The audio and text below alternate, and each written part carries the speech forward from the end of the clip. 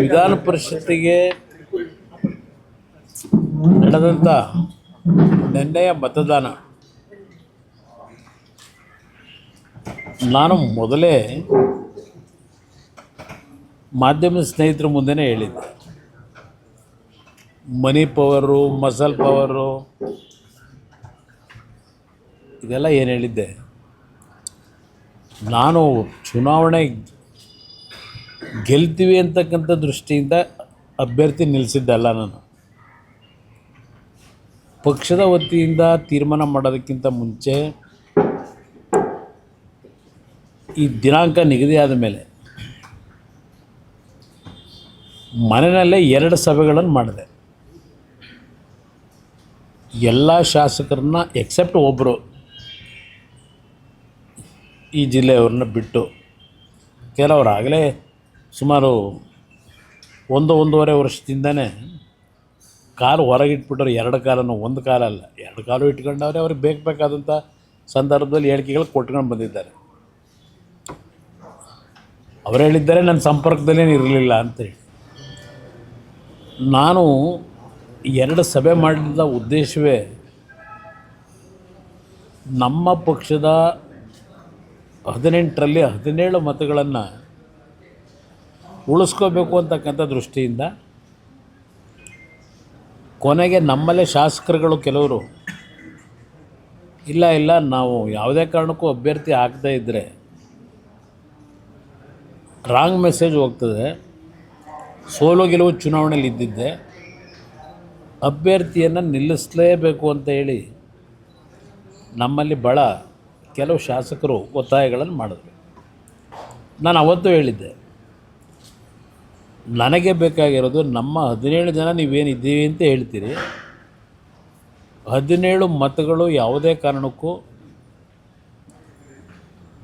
ಒಡೆದೋಗ್ತಕ್ಕಂಥದ್ದಕ್ಕೆ ಅವಕಾಶ ಕೊಡಬೇಡಿ. ಏಕೆಂದರೆ ಹಿಂದೆನಾದರೂ ಅನುಭವ ಆಗಿದೆ ನನಗೆ.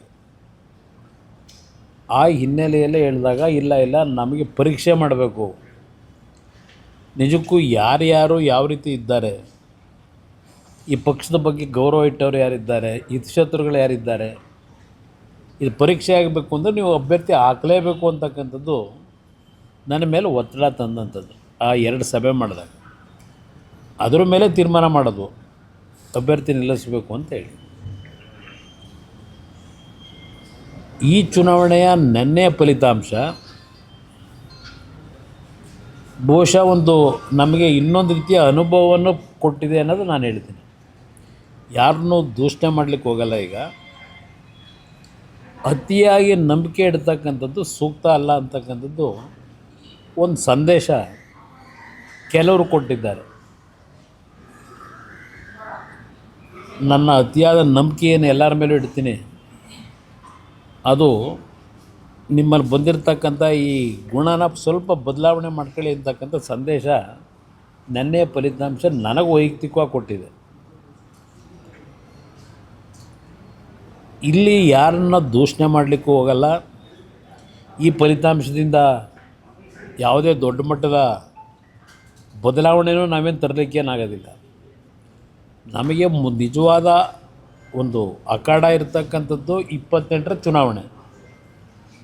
ಅದಕ್ಕೆ ಪಕ್ಷ ಯಾಕೆ ಸಂಘಟನೆ ಮಾಡಬೇಕು ಅಂತಕ್ಕಂಥದ್ದು ಈಗ ನಾವು ಚರ್ಚೆ ಮಾಡಬೇಕಾಗಿದೆ. ಒಂದು, ಹಲವಾರು ಸಂದರ್ಭದಲ್ಲಿ ಇಂಥ ಒಂದು ಬೆಳವಣಿಗೆ ಆದಾಗ ಈ ಪಕ್ಷ ಉಳಿಸಿ ಬೆಳೆಸ್ಕೊಂಬಂದಿರತಕ್ಕಂಥದ್ದು ಕಾರ್ಯಕರ್ತರೇ. ನಮ್ಮಲ್ಲಿ ನಿಷ್ಠಾವಂತ ಕಾರ್ಯಕರ್ತರ ಕೊರತೆ ಇಲ್ಲ. ಆ ಕಾರ್ಯಕರ್ತರ ದುಡಿಮೆ ಮೇಲೆ ಬೆಳೆದಂಥವರು ಯಾವ್ಯಾವ ರೀತಿಯಲ್ಲಿ ಹಲವಾರು ಸಂದರ್ಭದಲ್ಲಿ ತೀರ್ಮಾನಗಳು ತೆಗೆದುಕೊಂಡು ಹೋಗಿದ್ದಾರೆ. ಅದರಿಂದ ಏನು ಪಕ್ಷಕ್ಕೇನು ಹಿನ್ನಡೆ ಆಗಿಲ್ಲ. ನಾನು ದೇಶದ ರಾಜಕಾರಣನೇ ಈಗ ನೋಡ್ತಾ ಇದ್ದೀನಿ. ದೇಶದ ರಾಜಕಾರಣ 3 ಬಾರಿ 2 ಬಾರಿ ಮುಖ್ಯಮಂತ್ರಿಗಳಾದಂಥ ಪಕ್ಷಗಳ ಪರಿಸ್ಥಿತಿಗಳು ಏನಾಗ್ತಿದೆ ಅಂತಕ್ಕಂಥದ್ದು ದೇಶದ ನಾನಾ ಭಾಗದ ರಾಜ್ಯಗಳಲ್ಲಿ ಈಗೇನು ಫಲಿತಾಂಶಗಳನ್ನು ಕಂಡಿದ್ದೇನೆ. ಸುದೀರ್ಘವಾಗಿ ಮುಖ್ಯಮಂತ್ರಿಗಳಾಗಿ ಅಧಿಕಾರ ನಡೆಸಿದಂಥ ಪಕ್ಷಗಳು ಇವತ್ತು ಯಾವ ಪರಿಸ್ಥಿತಿಗೆ ಬಂದಿದೆ. ಯಾವುದೇ ಸುದ್ದಿಯ ಅಪ್ಡೇಟ್ ಅನ್ನ ಮಿಸ್ ಮಾಡ್ಕೊಳ್ಬಾರ್ದು ಅಂದ್ರೆ ಈಗ್ಲೇ ಒನ್ ಇಂಡಿಯಾವನ್ನ ಸಬ್ಸ್ಕ್ರೈಬ್ ಮಾಡಿ. ನಿಮಗೆ ಬೇಕಾದ ಭಾಷೆಯಲ್ಲಿ ಎಲ್ಲಾ ಸುದ್ದಿ ತಿಳಿಬೇಕು ಅಂದ್ರೆ ಒನ್ ಇಂಡಿಯಾ ಆಪ್ ಅನ್ನ ಡೌನ್ಲೋಡ್ ಮಾಡ್ಕೊಳ್ಳಿ.